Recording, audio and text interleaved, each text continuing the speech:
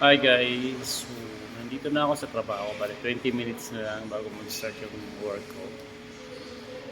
Bale, gusto ko lang sagutin yung binabato sa akin na issue na sinisira ko daw siya sa anak ko. Unang-una, hindi ko gawaing manira ng kahit sinong tao. Hindi ko gawain yun. Hindi ako ganun kasama.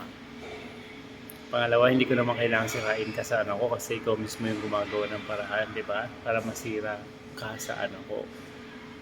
Ikaw din yung gumagawa ng paraan para lumayo yung loob ng anak ko sa'yo.